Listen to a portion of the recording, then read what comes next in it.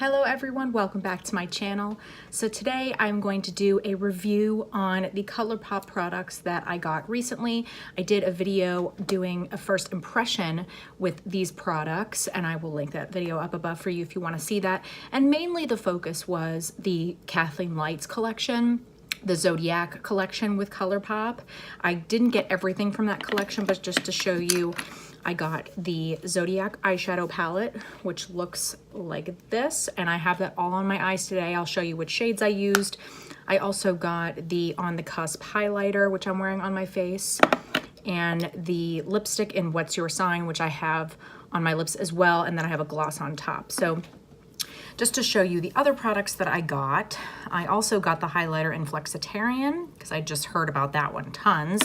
I got two eyeliners, the one in Prance, which I have in my waterline today, and Teaspoon. And then I got two lip glosses, one in the shade Moonchild, which I tried in my first impression video, and I've worn it, of course, since, and then the shade Fairy Floss, which is what I have on top of the lipstick today.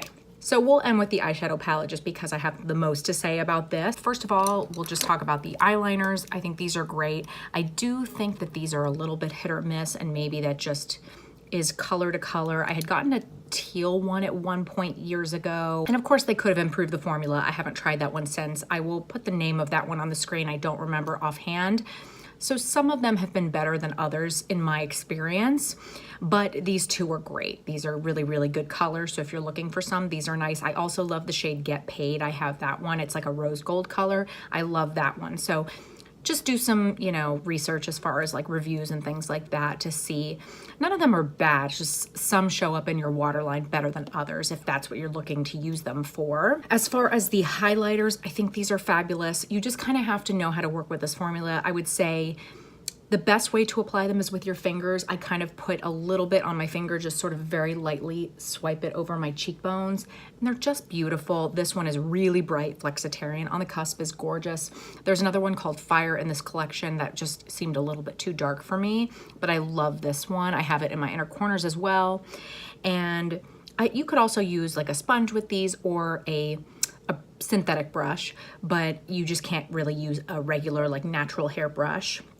But I do think with your fingers is the best way. A beauty blender is not too bad, but the fingers is the way to go, I think, with these. But I think that they're beautiful colors, and if you don't mind this formula, then you'd love these. The lipstick is fabulous. I really love this lipstick. I think that for a regular bullet cream lipstick, it's very long wearing, it's very comfortable on the lips, it has a lot of pigment, and I don't know about the other ones, and I certainly don't know about the matte formula. This is like the cream formula, but I think that it just is beautiful, and the color is perfect. For me, it's a great nude, so depending on your skin tone or what your preferences are, it has these beautiful like stars embossed in it, so it's, really, really nice, and it does feel really luxe. They're called the Luxe lipsticks, and it does feel that way. It's this beautiful rose gold packaging with the stars all over it, and it feels nice and heavy. I think this is fabulous. I would definitely try more colors in this formula. I really have enjoyed that. And then the lip glosses, I think, are great too. They're certainly not anything extraordinary. They're not anything like that I haven't seen before, but if you like a very thin, lightweight, glossy, pretty wet looking gloss that, you don't need it to last a super long time, you don't need it to be super fully like pigmented, then this is a gloss that you would enjoy. It's not a gloss that's going to last all day long or even like for hours on end. It doesn't really have that grab to it like some glosses do. It doesn't have like full pigment, so if you don't put something underneath it, you're not gonna see a whole lot. But I don't mind that. I wouldn't get like tons of colors of these, but these two are great because this one's like a little bit darker. This one in Moonchild, it's a little bit darker of a nude with a little bit of shimmer in it. And this one is just sort of like a basic pale nude. But I like that this one is not like too pigmented, because a gloss like this could look just on my lips if it had a lot of pigment to it. But because it's pretty sheer, I think that it's flattering and it looks great on top of some, different nudes. And you can kind of manipulate the color that way because they're not super pigmented on their own. So I would definitely recommend these. I think for the price, you can't go wrong.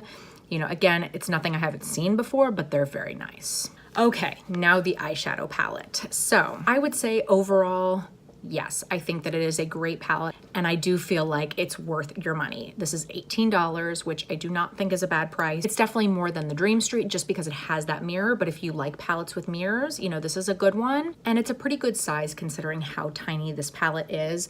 I mean, this is not unlike any of their other palettes, but they are pretty small. I think if you've never had one of their palettes before, you're kind of surprised at how small they are. But it's all that you need, really. And if you are somebody who doesn't care about, you know, the price per gram or how much product you get, then this is totally fine, and it's a good way to try lots of different colors. I do think that you have a lot more options in here than it seems to begin with. Now, if you're looking for like a very neutral, like brown eye, you're not gonna get a lot of options in here. I mean, I used this shade right here, the Taurus, as like sort of my transition shade, and then I used the Virgo to sort of deepen it out a little bit. And those are really your only two browns, your only two matte browns, and that doesn't bother me, but nevertheless, that's what you have in here. So if you're looking for more of a neutral palette, this is really not the one for you.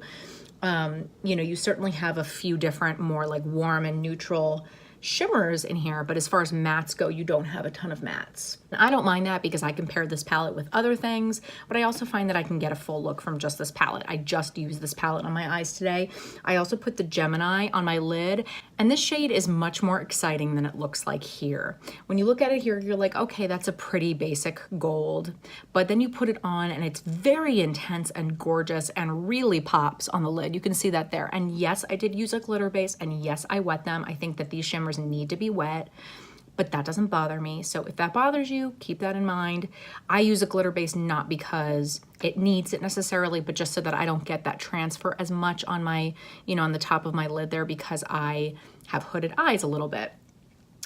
So you don't necessarily have to do that, but I do think you need to wet these to make them as intense as you might like them to be. If you want really sheer type of shimmers, then you don't need to, of course, but if you want that full impact of the, you know, really blinding foiled looking shadows, then you want to wet them. I think that the shade, the Scorpio, is absolutely stunning. I really like that color, and I love creating, if you'll see in my first impression, if you watch that, I used some of those purpley pinky tones in that look, and I love the way that that looked. I really like those shades. I think they perform really nicely. The Sagittarius is beautiful and pigmented and really easy to work with. And I think that the Libra, even though it's a little bit more of a satin, it works perfectly fine as sort of the anchor for that type of look. Now, it's funny, they're all kind of together, but these three shades right here are the ones that disappointed me the most. So the Capricorn, you can see, it's a black, but it has tons and tons of shimmer in it, which is beautiful, but I feel like you don't really get a whole lot of that when you put it on your lid. Unless you sort of pack it all on and then don't mess with it at all, you really don't see much of that, because a lot of the time if you're gonna use a black, and you can use it, it is easy to use as far as a black goes.